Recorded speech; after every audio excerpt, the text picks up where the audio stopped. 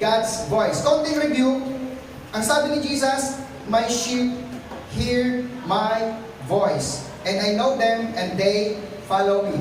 So para mapakinggan natin talaga ang boses ng ating pastor na si Jesus, ay kailangan natin maging tupa. Okay? Huwag nyo na pong lagyan ng cake sa dulo.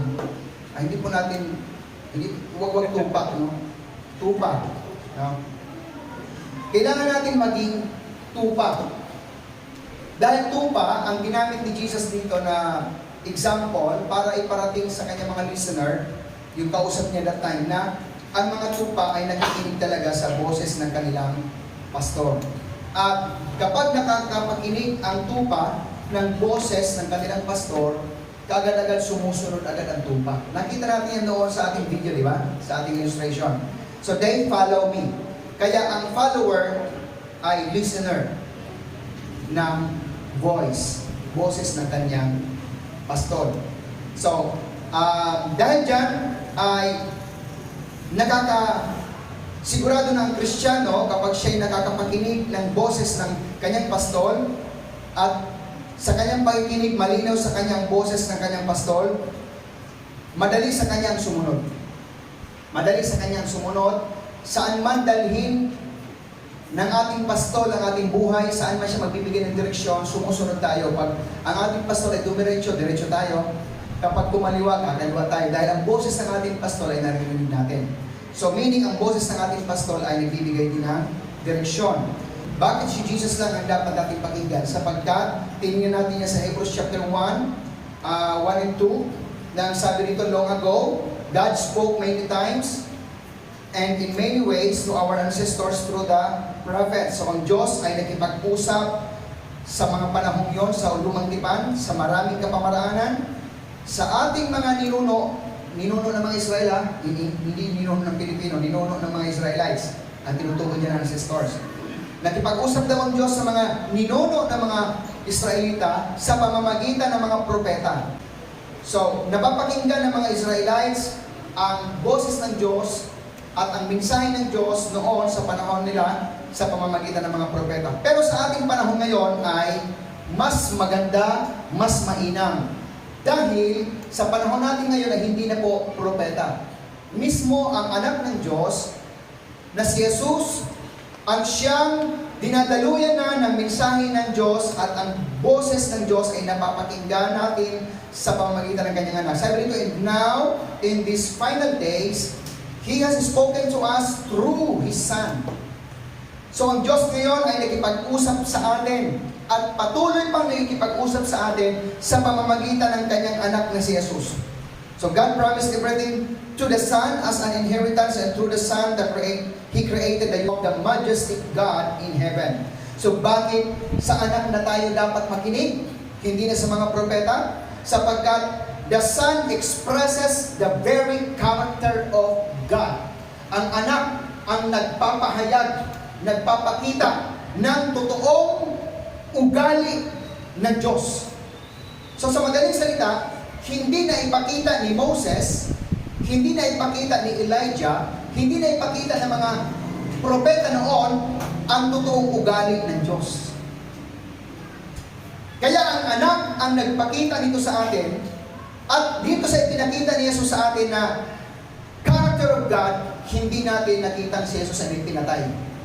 Hindi natin nakita si Jesus na nagtanim ng sama ng loob sa mga nananakit sa Kanya.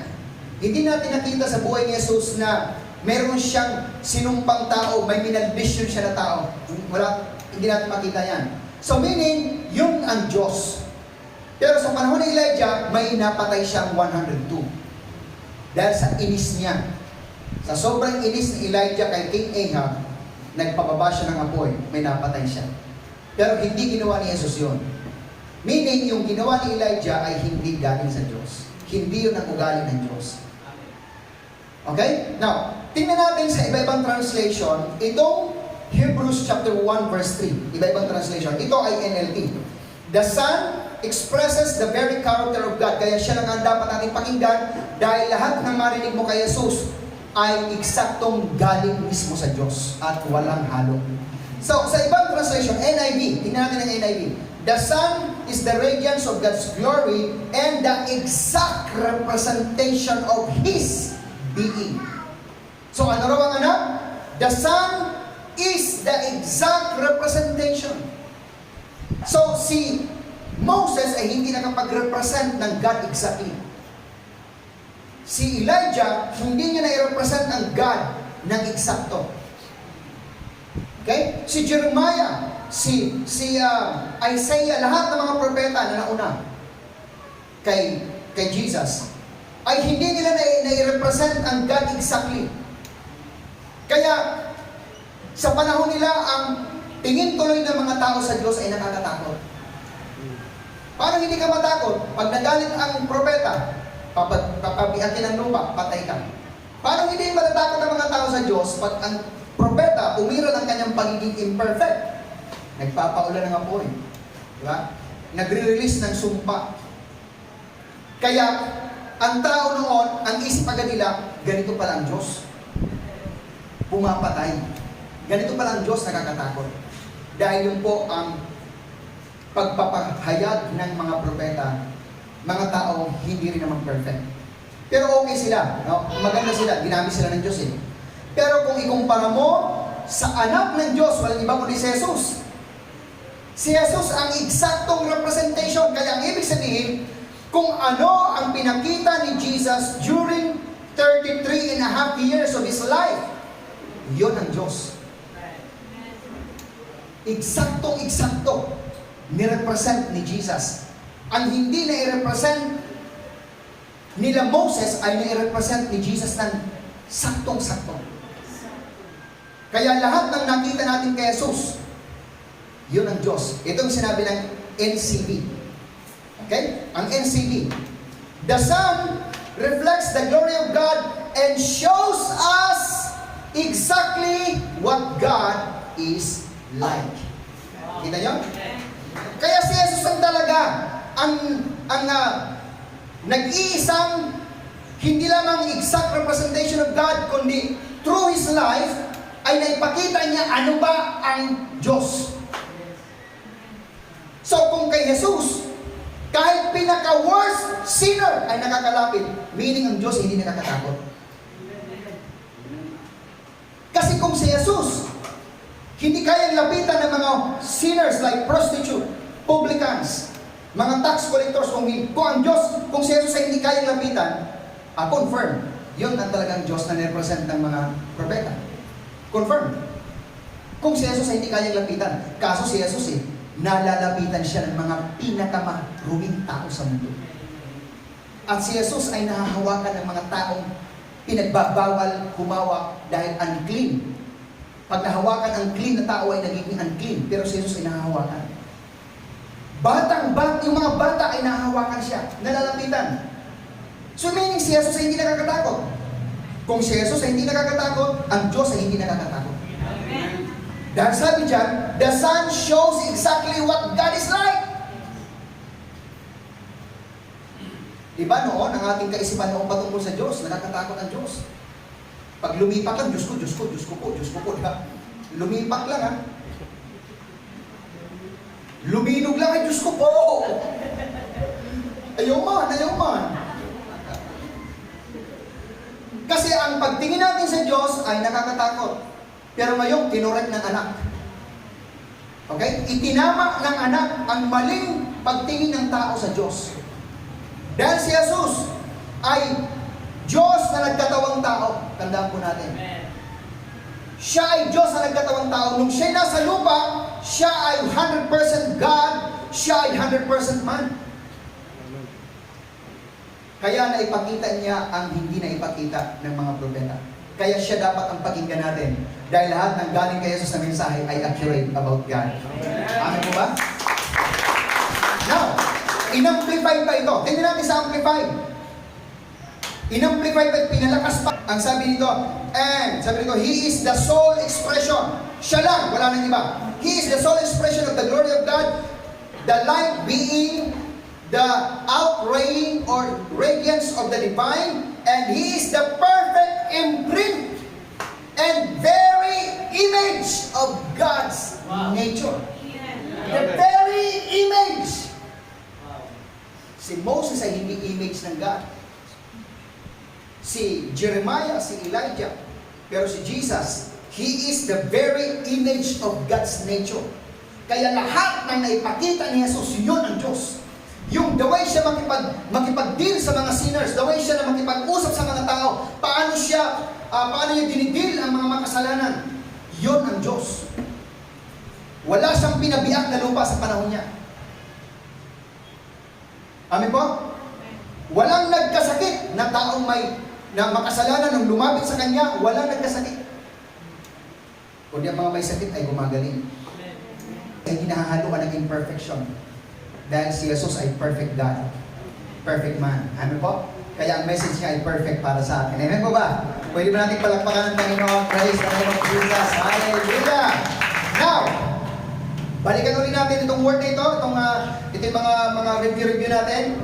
While He was still speaking, naalala nyo, nung si Jesus ay nasa bundok ng pagbabagong anyo, lumiwanag siya, nagbago ang anyo niya, at tama-tama, dinala niya ang tatlong alagad at sinadya niyang dalhin yun. Dahil may message din yun, yung tatlong pangalan na yun. At ang sabi rito, nung si Pedro ay tinangka niyang ipantay si Jesus kay Moses at kay Elijah, naalala niya yung sinabi ko? Hinarang siya ng Diyos, pinigilan siya ng Diyos. Na habang nagsasalita pa lamang siya, sabi rito, while Peter was still speaking, behold, a bright cloud overshadowed them. And suddenly a voice, sabihin natin a voice. Okay. Sabi nito, a voice came out of the cloud saying, ano ang dala ng boses? Ano ang mensaheng dala-dala ng boses na ito? This is my beloved Son, in whom I am well pleased. Hear Him. Sa NIV, listen to Him. Pakinggan nyo siya. So, ang boses na yon, galing doon sa ulap, ay may dalang mensahe, at ang mensahe ng boses ng Diyos walang iba kundi patungkol sa kanyang anak. Ano ba? Ang mensahe galing sa Diyos, tandaan natin, ay kapag ang laman ng mensahe ay ang anak ng Diyos. Yun ay boses ng Diyos. Nag-isa ba natin? Okay. Sabi nito, suddenly a voice. Alam niyo ba na itong voice na ito ay narinig ni Peter, John, and James? Yung tatlong kasama niya. Narinig nila yung boses na yan. At nung narinig nila ang boses na yan, alam din nila ang laman na mensahe ng boses na yan. Yung word na yan, this is my beloved Son in whom I am well pleased. Hear Him. Alam nila yun ang laman ng boses na yon. Alam niyo kung bakit ko nalaman? Biblia rin ang nagsabi. Nung si Pedro, sinabi niya ito sa kanyang aklat sa 2 Peter. Tingnan natin chapter 1. Ang sabi nito ni Peter, doon sa kanyang sinulatan, for He, referring to Jesus, received from God the Father honor and glory, which such a voice came to Him from the excellent glory. At itong voice na ito ay narinig nila. Ang laman ng boses ay ito, this is my beloved Son in whom I am well pleased. Diba inulit yan? Yun ang sinabi ko kanina. At ang verse 18 sabi, and we heard this voice. Narinig nila yung boses na yon. At nung narinig nila yung boses na yon, yung boses ay may dala-dalang mensahe. Ano ang mensahe ng boses ng Diyos? About His Son. Patungkol sa kanyang anak. Amen. Saan naganap yun? Sabi rito, which came from heaven when we were with Him on the holy mountain. Yung holy mountain na tinutukoy ay yun yung Mount of Transfiguration. Yan ang tinutukoy niya. So narinig ng tatlo ang boses. Kapatid, ano ang laman ng boses ng Diyos?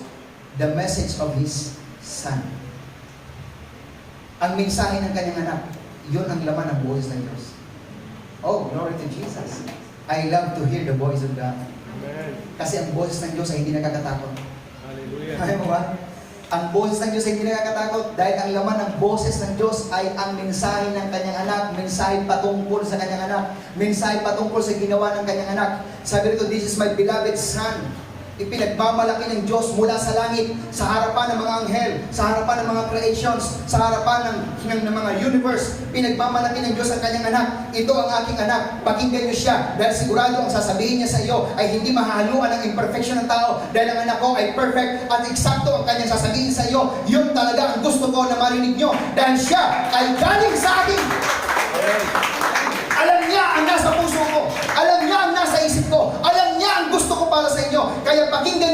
dahil wala kayong makikita sa Kanya na galing mismo sa taong imperfect. Wow! Glory to Jesus. Hallelujah. Now, this is my question. What is the tone of God's voice towards sinners? Ano ang tono ng boses niya sa mga makasalanan? Ang boses niya ba ay pagaling? Di ba yun ang ating isip nun eh? Kaya nga noon, nung hindi pa tayo nabuborn again, ang ating talagang pagkaakala ay makasalanan ako, galit ang Diyos sa akin, hindi ako karapat-dapat na sumamba. Yun ang ating pag-intindi. Hindi ako tatanggapin ng Diyos, marireject ako ng Diyos sapagkat ako'y makasalanan. Now, alamin natin, ano ba ang tono ng boses niya patungkol sa mga makasalanan? Ang Diyos ba talaga ay nagtatakwil ng mga taong makasalanan? Well, babalikan natin yung Hebrews chapter 1 verse 3. Si Jesus ba ay may itinakwil? Nung panahon niya? Si Maria hindi niya itinakwil. So, sa panahon ba ni Jesus, mayroon siyang nilagyan ng boundary na huwag kang lumapit? Kahit nga ang mga religious people ay nakakalapit sa Kanya. Yung mga self-righteous ay nakakalapit sa Kanya. Bagamat si Jesus galing sa mga self-righteous, pero nakakalapit pa rin. Nakikipaghuntahan pa nga sa Kanya eh. Yung mga law-keeping people, nakakalapit sa Kanya. Yung mga mayayabang nakakalapit sa Kanya. Mga hambog nakakalapit sa Kanya. Okay? Ang natatakot lang talaga kay Jesus ay mga demonyo. Nanginginig sila doon sa taong kanilang pinoses. Nanginginig yung demonyo sa harapan ni Jesus. Pero yung mga tao, yung tao lang, kahit gaano siya makasalanan, nakakalapit kay Jesus. Now, ang tanong, ano kaya ang tono ng boses niya? Dahil tayo, pag mayroon tayong kinagalitang tao, umiiba ang tono ng boses natin. Dati low pitch, ngayon naging high pitch. Tapos nang babanta ng klaseng boses. Tama? Yung bang makuha ka sa tingin. Sinabi na, makuha ka sa tingin. Natatakot ka na? Ngayon, tingnan natin. Balikan natin ang unang pagkakataon na ang tao'y nagkasala. Saan yun? Genesis. Nung ang tao'y nagkasala, si Adan. Ano sinabi ng Diyos sa kanila? Huwag niyong kakainin ang bunga ng punong kahoy na ito. Dahil sa oras na kakanin niyo ang bunga ng punong kahoy, nagbibigay ng kaalaman ng mabuting masama sa araw na yan, kayo mamamatay. Nung kinain ni Eva, binigyan si Adan, kumain din naman, namatay. Meaning, patay na sila doon sa Genesis chapter 3, verse 6, 7, 8. Namatay na sila, kumain na sila eh. Pero alam niyo ba na kahit na ang tao nagkasala na, hinanap pa rin sila ng Diyos? O tingnan natin ang verse nito. Verse 8. Then the man, si Adan and his wife, heard the sound of the Lord God as he was walking in the garden in the cool of the day. And they hid from the Lord God among the trees of the garden. But the Lord God called to the man. Sino yung tinawag niya? Yung taong nagkasala na. Nagkasala na sila dyan eh. Kaya nga sila nagtago eh. Yeah? Sabi nito, where are you? Pero ito ang Diyos, hinanap niya pa ang tao. Nagkasala na, patay na ng Espiritu, hiwalay na sa Kanya. Ang nakakausap niya na lang dyan ay ang part ng kaluluwa. Pero hinanap niya pa. At ang paghahanap dito ay hindi yung hinanap sila ng Diyos para parusahan, para kundinahin, hindi. Naglulong pa rin ang God ng tuloy-tuloy na fellowship. God is still longing for fellowship. Kahit na nagkasala ng tao. Kaya yung tanong niya, where are you? Kasi tinaguan nila ang Diyos eh. Diba? Tinaguan sila. Pero yung tanong na yan ay hindi yan tanong na ang tono ay galit. Ng tono ng boses? Hindi ganun. Tanong ito ng Diyos para alisin ang takot sa puso ng tao. Dahil sabi dito, sa taas, nung marinig nila ang Diyos na lumalakad na sa garden, sabi dito, they hid from the Lord among the trees of the garden. Nang ang tanong, bakit sila nagtago? Bakit sila nagtago? Tuloy natin. Nung tanong niya na, where are you? Tuloy natin sa verse 10. He answered, si Adam, I heard you in the garden. Kailangan na sa King James. I heard your voice. Kagabi, ini-imagine ko, no? Pinairal ko yung imagination ko na gamit ang King James. Kasi ito, inayin dito eh. Nung ginamit na I heard your voice, ang paglakad siguro ng Diyos sa garden ay may boses siya. At inimagine ko, yung boses na yun ay sipol. At ginawa ko na ng ano sa akin kaisipan, baka naglalakad ng Diyos, nagsisipol siya.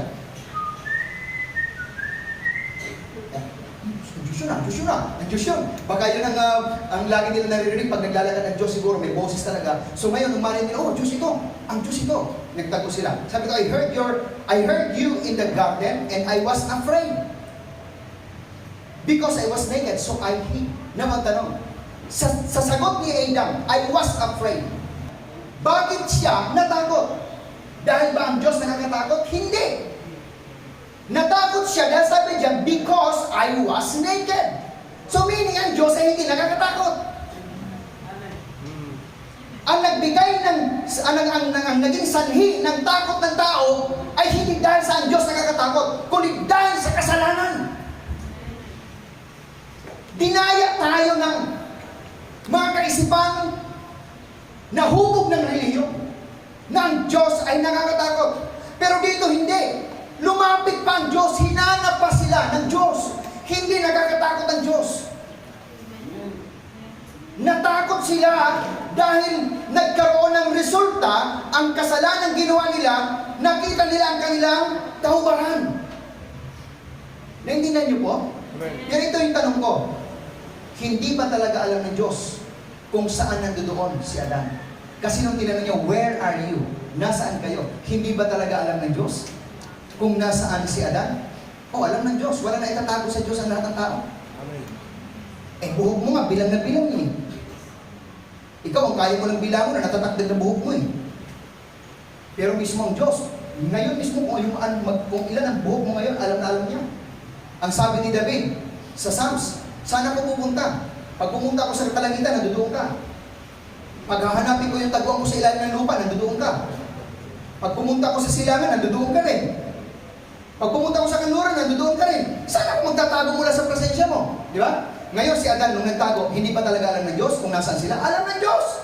Pero bakit nagtanong siya, where are you? Sapagkat ang gusto ng Diyos, alisin mong takot mo sa buhay mo, wala ka dapat ikatakot sa akin, lumabas ka. Amen. Hindi na nyo? In-approach sila ng God ng isang tanong. Pero ang sinabi ng tao, I was afraid. Pero hindi nakakatakot ang Diyos. Sa totoo lang. Papakita ko sa inyo. I-prove natin mula sa salita ng Diyos. Itong sinabi ng Bible, and He said, who told you? Di ba ang sabi rito, I was afraid because I was naked. So I hid. Natakot ako dahil ako ay hubad. Pero ano sagot ng Diyos? Sino may sabi sa'yo hubad ka? O di ba? Ang ganda ng ganda. Sino may sabi sa'yo hubad ka? Kumain ka ba nung bunga ng punong kahoy na pinagbabawal mo sa iyo? Di ba yun ang kaganda sagot niya? Kumain ka ba? Pero ang unang niyang tanong, bago niya sinabi yung kumain ka ba ng punong kahoy o bunga ng punong kahoy, ang unang niyang tanong ay, sinong may sabi sa iyong hubad ka? Again, ang tanong ko sa inyo, hindi ba alam ng Diyos na hubad si Adan? Alam ng Diyos yun, may foreknowledge siya. Bago mangyari isang bagay, nakita niya na. Now, tingnan nyo ha, dito, nasiparate na ang tao. Alalahanin nyo, nagkasala na sila dito. Namatay na ang kanilang espiritu. Meaning, nahiwalay na sila sa Diyos. Pero again, ang tanong ni Lord, sino may sabi sa iyong hubad ka? Mga kapatid, kung sa panahon ni Adan, nahiwalay sila dahil sa kasalanan. Pero mas mainam na kasunduan ng mayroon tayo ngayon. Dahil sa kasunduan mayroon tayo, ay hindi ka na pwedeng mawalay sa Diyos kahit kailan. Amen. Kung ang tao doon sa garden ay nawalay, ngayon, sa ginawa ni Kristo, ay hindi ka na mawawalay. Ngayon, minsan ang ating isip, nagsasabi, Lord, hindi na ako karapat-dapat ay nagkasala ako. Ang tanong sa inyo ng Diyos, sino may sabi sa iyo makasalanan ka? Minsan ang isip natin, sinasabi natin, Lord, hindi na ako karapat-dapat dahil nanghina ako. Sasabihin siya ng Diyos, sino may sabi sa iyo hindi ka karapat-dapat? Kung dito nga, nahiwalay ng tao, ang sabi ng Diyos, who told you that you are naked? Ngayon, walang separation under the new covenant. Ano man ang sasabihin mo sa Diyos, Lord, hindi ako karapat-dapat. Sasabihin siya ng Diyos, who told you that you are not worthy? Lord, nagkasala ako. Sino may sabi sa iyo nagkasala ka? Gagamitin ko yung salita niyo. Kailangan kong gamitin yun. Lord, nagkasala ako. Hindi na ako karapat-dapat. Sino nagsabi sa iyo, ikaw ay makasalanan? Minsan, ginagamit natin yung word na makasalanan ako. Huwag mong sabihin yan. Huwag mong gamitin yan. Ngayong born again ka na, hindi na angkop sa iyo ang salitang makasalanan ako. Hindi ka makasalanan. Pag sinabi mong makasalanan ka, parang ginawa mong sinungaling ang Diyos. Dahil ang tingin niya sa iyo ngayon, hindi ka makasalanan. Ang tingin niya sa iyo, ikaw ay santo. Naniniwala ka ba? Wala nga lang akong sapat na oras ngayon para talakayin yan. Pero tutuloy ko yan dito. Abangan niyo yung mga words na yan. Dahil, ang taong nasa kay Kristo ay isang bagong nilalang. Una, yun ang sinabi ng Biblia. Kaya ang tingin sa iyo ng Diyos, bagong nilalang. Ngayon, sasabihin mo, Lord, makasalanan ako. Sino may sabi sa iyo makasalanan ka? Ano sinabi ng Hebrews chapter 8, verse 12? I will remember their sins no more. Hindi ko naaalalahanin pa ang kanilang mga pagkakasala. Hindi ko naaalalahanin pa ang kanilang mga kasalanan. Ikaw na mismo siguro ang nag-aalala na lang ng iyong kasalanan. Pero ang Diyos, hindi niya na inaalala ang iyong kasalanan. Kaya kahit sabihin mo sa Diyos, Lord, makasalanan ako, sino may sabi sa iyo makasalanan ka? Pero hindi po ito nagtuturo sa inyo ng lisensya na ikaw ay patuloy na magkasala. Dahil kahit paano mayroong consequence ang kasalanan sa buhay natin dito sa lupa. Bagamat sa Diyos, wala nang consequence yan. Wala nang mawawalay sa atin. Dahil nung ikaw ay naging anak ng Diyos, forever kang naging anak. Ang kaibahan nga lang, kapag namumuhay ka sa kasalanan, dito sa lupa, mayroong ibubunga yan. Dito sa lupa. O pwedeng sa katawan mo tatama, o pwedeng sa pamilya mo tatama, o pwedeng sa iyong trabaho, aapekto, o pwedeng sa iyong negosyo, maapektuhan ang negosyo mo, lahat ng yan, dahil habang nandito tayo sa lupa, ang demonyo na nagko-condemn sa atin ay nandito. Ang Diyos hindi ka na pinokondemn, pero ang demonyo ay accuser. Amin po. Pero sa Diyos, ikaw ay anak niya. Yes. At sa paningin niya, ikaw ay santo. Amen. Ikaw ay hindi makasalanan. Pwede ba kung makadinig ng inyong pagsang-ayon na mula ngayon, baka nagagamit mo pa yung salitang ako'y makasalanan? Huwag na huwag mong gagamitin yan. Dahil hindi yan angkop sa iyong identity. Ang identity mo ay hindi makasalanan. Ang identity mo sa harapan ng Diyos, you are the righteousness of God in Christ. Ikaw ang kanyang katuwiran kay Kristo Jesus. Kami ba? Huwag mong sasabihin yan. Brother, makasalanan pa naman ako. Huwag mong sabihin yan. Yan ay pandaraya ng kaway. Now, who told you that you are naked? Nagkasala ng tao, nahiwalay ng tao, ay mas lalo sa atin, hindi na nawawala eh. Who told you? Sino nagsabi sa iyo na pag hindi ka nag-tights, sa doktor ka magka-tights? Pastor lang na nagsabi niya. Sino nagsabi sa iyo na dahil ikaw ay nanlamig sa Diyos, hindi ka nakarapat-dapat? Sino nagsabi niyan? Pastor mo lang ang nagsabi niyan, pero ang Diyos hindi niya sinabi yan. Ano po? Sino may sabi sa iyo na dahil sa wala ka lang hawak na care group, galit sa iyo ang Diyos? Sino may sabi niyan? Pastor mo lang ang nagsabi niyan. Pero ang Diyos, walang sinabi patungkol dyan. Paano mo nasabi yan? Dahil si Jesus walang sinabi patungkol dyan. Amin po ba? Pero, kasabihin ko, mag-touch, magkamang ka mo. Pa naman kita makaplitin din eh. Nagulo, sabi ko din.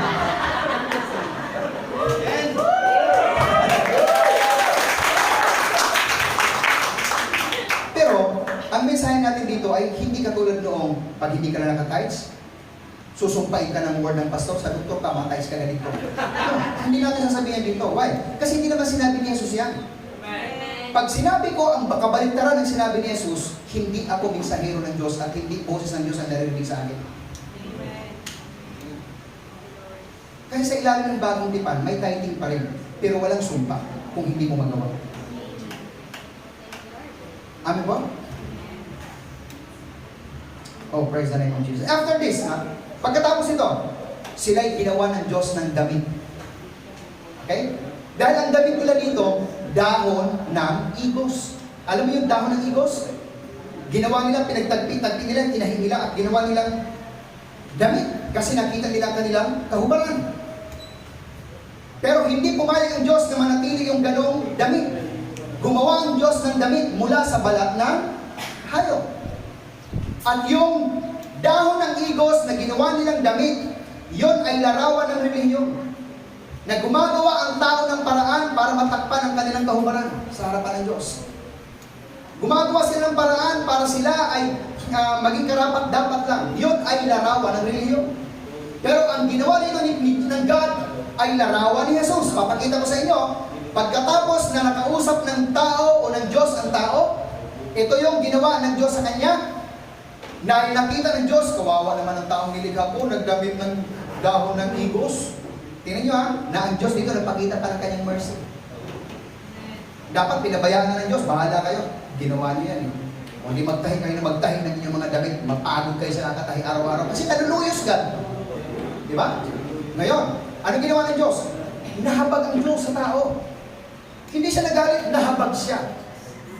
Nakita niya, ako na ganyan yung nahimong na balo. Sige. Ako nahimong balo. Para sa inyo. Para di ka matugnawan. Kaya ang balat kasi ng hayop ay hindi lamang matibay na pangtakip sa kahubaran. Nagpapainig, nagbibigay ng warn. Kasi nung time na yon, wala pang baha, wala pang ulan, ang nagpapasibol ng mga halaman ay ang lamig. Yung mga hamog. Okay? Ang ganyan ang klima noon. Nagsimula ang ulan sa panahon lang ni Noah, yung baha. So, dinamdam sila ng Diyos. At ang sabi dito, and the Lord God made clothes. Sa problema ng tao, ang Diyos pa rin ang gumawa ng solusyon. Dahil ang solusyon ng tao, limitado, mahina, at mayroong inspiration. Ang Diyos ang gumawa. Nagpapakita lang na hindi galing ng Diyos, mahal niya ang tao. Sinundan niya ang tao sa kanyang pagbagsak. Hinanap niya ang tao sa kanyang pagkawalay. At ang Diyos ang gumawa. And the Lord God made clothes out of animal skins for Adam and his wife, and He clothed them. And He clothed them. Siya pa ang nagdamit. Ibig sabihin, di ba tayo? Pag nagdadamit ka, ikaw nagdadamit ng sarili mo. Pag sinabi He clothed them, mismo ang Diyos, o sige, ano mo ha? Hindi mo, yung pagparaan mo siya, matutunawan ka. O ikaw naman iba, parang Ama, ang Diyos. Dinamitan niya ang taong nagkasalanan. Amen po? Now, alam niyo po ba ang word na skins sa original Hebrew word? Ang original Hebrew word ng skins ay ore, na ibig sabihin ay skin. Okay? Itong ore na ito, na Hebrew word na ibig sabihin ay skin, galing sa salitang ur. Ang ore ay noun. Ang ur ay verb. So ito ay noun form and verb form. Parehas yan sila. At ang word na ur, ang meaning ay be made naked. Okay? Be made naked. So anong ginawa ng Diyos sa hayop? Hinubaran niya ang hayop. He made the animal naked. Hinubaran niya ang hayop para takpan ang kahubaran ng tao. Sabi po. Amen. Yan ay larawan naman ni Jesus. Yung kanilang damit na ginawa mula sa dahon ng igos ay larawan ng relihiyon. Ito naman ay larawan ni Jesus. Bakit? Sapagkat doon sa krus, hinubaran ng Diyos ang kanyang anak ng damit ng katuwiran at ikinakip sa ating kahubaran. Kaya ang tingin sa inyo ng Diyos ngayon ay hindi ka ubad. Ikaw ay nadadamtan ng damit ng kanyang anak, damit ng katuwiran. Yan ang boses ng Diyos. Amen ba? Amen. Kailangan niyang hubaran ang kanyang anak para takpan ang ating kahubaran. Now, ito yung aking tanong. Kailan nagkaroon ng ideya ang Diyos about gospel? Nung ang tao ay nagkasala na? Kailan nagkaroon ng plano ng Diyos patungkol sa pagtutubos niya sa tao? Dito lang ba nagkaroon ng planong Diyos na siya nagkasala ng tao? Sige. Mahima ko tayo. Sige. Himong ko ganito. Mapatay ako sinahayok para ipakita ko sa inyo namin himong ko. Hindi, ipapakita ko sa inyo. Chapter 3, nagkasala ng tao. Tama? Chapter 1, nandoon na ang kanyang plano ng redemption. Chapter 1. Di ba lagi natin sinasabi na sa kada araw, kapag ang Diyos ay lumilikha, 6 days niya nilikha ang lahat, kada araw sinasabi niya good. Tama? It was good. Pero alam niyo ba na may araw na wala siyang sinabing it was good? Hindi araw-araw doon sa kanyang creation. Hindi araw-araw may sinabi siyang it was good. May araw na hindi niya sinabi it was good. Tingnan natin ang first day na sinabi niya it was good hanggang sa mga sumunod na araw na wala siyang sinabi. Chapter 1, atras tayo. Kasi ang gospel at ang redemption ay hindi naging ideya ng Diyos matapos ng tao nagkasala. Kundi, ideya na ng Diyos ang gospel o ang redemption bago pa man ang tao nagkasala. Amen. Ang sabi dito, and God said, let there be light. And there was light. First day ng kanyang creation. And God saw that the light was good. Meaning, kanyang isinelebrate. Dahil ang salitang good sa Hebrew word ay tov. At ang word na tov, ang ibig sabihin ay please or pleasant. Kaya pag tinignan niyo sa Good News Translation, nakalagay doon, and God was pleased. So, na-please siya sa light. And He separated the light from the darkness. Verse 5, God called the light day, and the darkness He called night, and there was evening, and there was morning, the first day. So, sa first day, may sinabi siyang good. Pero dito, sa sumunod na mga verse 6, and God said, let there be a vault between the waters to separate water from water. So God made the vault and separated the water under the vault from the water above it, and it was so. Then sumunod na verse. And God called the vault sky, and there was evening, and there was morning the second day. May sinabi ba siyang good? Wala. Wala siyang sinabi. Ang tanong, bakit wala siyang sinabing it was good? Meaning, bakit hindi siya na-please? Kasi the word tov sa Hebrew is please or pleasant. Bakit hindi siya na-please? Dahil ito'y larawan ng kanyang anak na si Jesus. Papakita ko sa inyo na ito'y larawan ni Jesus. Verse 9, second day yan, di ba? Second day. Verse 9, and God said, the same kwento. God said, let the water under the sky be gathered to one place, and let dry ground appear. Pansinin niyo yan ha, yung word na yan. It was so. God called the dry ground land, and the gathered waters He called seas, and God saw that it was, may sinabi na siya, it was good. Okay, may sinabi na siya, tuloy-tuloy natin. Then God said, let the land produce vegetation, seed-bearing plants, and trees on the land that bear fruit with seed in it, according to their various kinds, and it was so. The land produced vegetations, plants bearing seed according to their kinds, and trees bearing fruit with seed in it, according to their kinds. And God saw that it was good. So, tingnan nyo, sa pangalawang araw, wala siyang sinabing it was good. Sa pangalawang araw. Pagdating sa pangatlong araw, 2 beses pa siya nagsabing it was good. Kasi, sa kapalan ng third day, and there was evening and there was morning, the third day. Sa second day, wala siyang sinabi. Pero sa third day, 2 beses niya sinabi. Alam niyo kung bakit? Sapagkat ang vault na kanyang ginawa that separated the water above from the water below is the Son of God, Jesus Christ. Nawalay sa kanya ang kanyang anak doon sa krus. Water from water, di ba sinabi kanina? To separate water from water. Nawalay siya dito sa lupa. At hindi siya nalugod nung makita niya yon. Kasi picture niya ng anak niya. Ang second day. Picture ng kanyang anak sa krus. At ngayon mga kapatid, hindi niya kinalugdan ang araw na yan dahil nakita niya ang mangyayari sa kanyang anak. Ang pagdating doon sa pangatlong araw, balikan natin. And God said, let the water under the sky. Tapos ng second day walang good. Be gathered to one place, yung lahat ng water, and let dry ground appear. Let dry ground appear. Saan galing ang lupa? Galing sa ilalim ng dagat. Let dry ground appear. Meaning, ang buong mundo, tubig lahat yan, according to Genesis 1:2. Pag inatras nyo ang verse 2. So, lahat ito'y tubig. So, ang lupa ay nandoon sa ilalim. Ngayon, sinabi ni Diyos, let the dry ground appear. Alam niyo ba na yun ay resurrection ni Jesus? Amen. Si Jesus, nag-resurrect. Ang dagat ay picture ng kamatayan. At doon sa kampang third day, nakita ng Diyos ang pagbangon ng kanyang anak mula sa mga patay. At sobra siyang nalugod, kaya twice niyang sinabi, it was good!